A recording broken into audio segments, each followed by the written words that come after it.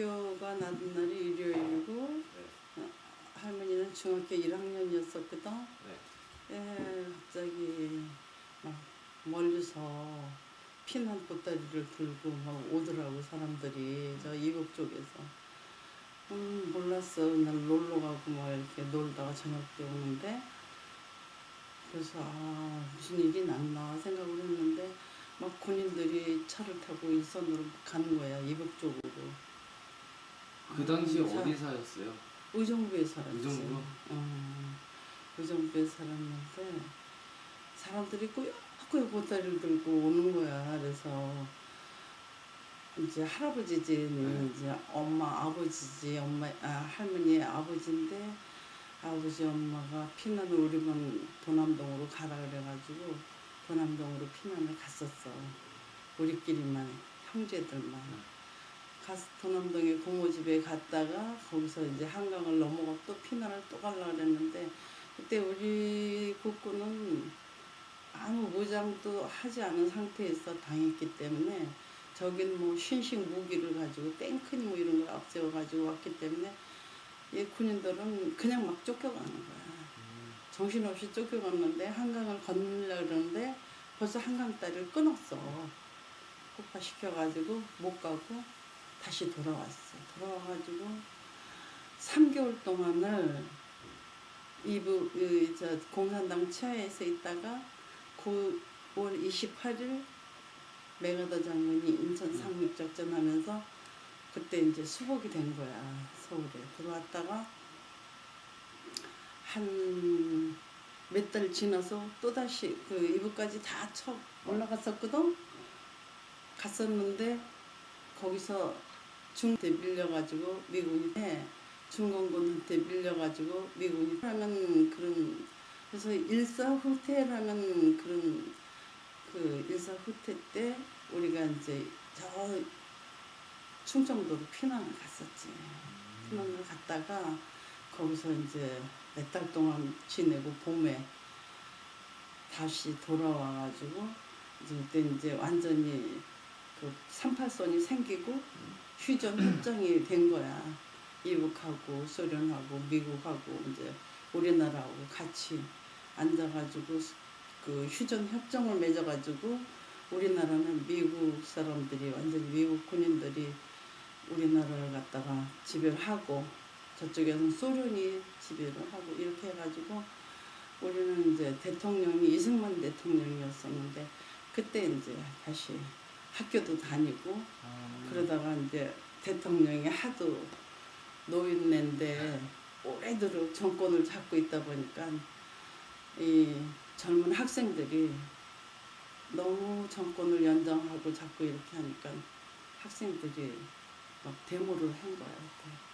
그게 4월 19일 4.19야. 그래서 4.19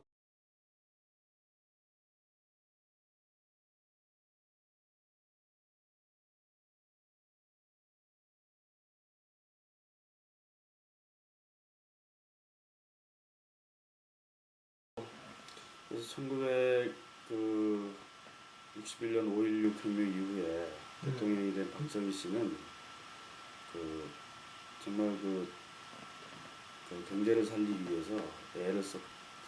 그래서 아빠 어릴 때는 새마을 운동이라 그래갖고 각 지방마다 참 못 살았거든.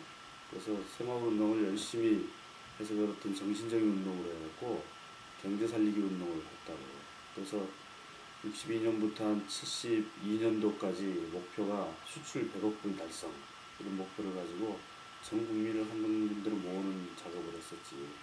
근데 이제 그 과정에서 박정희 씨는 자기가 이러다가 대통령을 그만두게 되면은 자기가 원하는 어떤 이런 경제 개발에 대한 목표가 없어질까봐 그때 당시만 해도 7년인가 그 대통령 단임제였다고 한 번만 하면서 대통령이 계속 됐었다고. 그래서 경제는 발전시켰지만 어쨌든 간에 그런 과정에서 민주화가 희생당하는 그런 사건이 왔지. 그러다가 이제 아마 1979년 12월 12일 날 그 대통령의 그 비서실장이었던 김재규라는 사람이 있었다. 그 사람이 이제 그 청와대에서 대통령을 암살하지. 그 암살하는 데는 그뭐 여러 가지 이제 대한민국 법상 국무총리가 대통령 대행을 하게 됐었다고. 그때 당시 국무총리는 최규하 씨라는 사람이야. 최규하 씨가 대통령 직무 대행을 했었는데, 근데 이제 워낙 오랜 시간에 어떤 그 독재 정권이라고 할까 그런 게 있다 보니까 모든 학생이나 시민들이 그동안 쌓였던 불만을 밖으로 표현하고 싶어 했는데 그게 어떤 데모 형식으로 표현이 됐다고. 그래서 최규하 씨가 대통령 직무대행을 하는 동안 온 나라가 뭐 난리 났었어. 학생들은 서울역에서 와서 데모하고, 뭐 학교에서 데모하고 난리가 났었다고. 근데 이제 이런 데모를 틈타서 이제 전두환 씨가 다시 한번 정권을 잡으려고 그 군사적인 어떤 계획을 짜게 되지. 그래서 뒤에 어떤 대통령 암살 사건에 대해서 어떤 조사를 하기 위한 그 조사 기관의 어떤 대장으로서 위치를 갖고 있던 그 전두환 씨가 여러 가지 군사적인 어떤 그 장군들을 이렇게 협조를 받아갖고 최규하 씨를 어떤 간접적으로 압력을 해서 대통령이 물러나게 하지. 그때 이제 이제 1980년도에 이제 그러고 나서 그 광주 민주화의 사태라 해서 전라남도 광주에서 그 학생들이 데모를 하기 시작했다고. 그 데모를 했는데 데모대들이 경찰서나 기타 그 관련된 무기가 있는 관공서를 습격을 해서 그 무기를 탈취를 해갖고 그걸 가지고 일종의 시민군이 돼갖고 광주 전체를 그 장악을 했다고 알려져 있다고. 그래서 그쪽에다가 보안군이라 그랬고 그래서 공수특공대를 파견하게 된다고. 근데 이제 공수특공대가 들어가서 쉽게 진압이 됐으면 좋은데 저쪽은 총을 가지고 시민군이 있고 이쪽은 또 군인들이 갔으니까 어떤 뭐 다툼이 일어났을 거야 아마. 그때 진압하는 과정에서 전두환 씨가 진짜 그 공수단이 들어가서 한 사람이 죽었지. 그 12.12 이후에는 전두환 씨가 대통령이 되었다가 그 다음에 7년이 지난 다음에 전두환 씨의 군대 동기인 노태우 씨가 대통령이 또 됐다고. 응? 대통령을 이제 물려줬지 말하자면. 그 다음에 노태우 씨가 대통령을 하고 난 다음에 노태우 대통령 말기에 또 학생들이 왜 군인들이 다들 그 정권을 잡아갖고 대통령이 되느냐. 노태우 씨가 드디어 국민 투표에 의해서 대통령을 뽑자라고 물러섰지. 그래서 그 다음에 이제 국민 투표를 다 해서 대통령이 된 사람이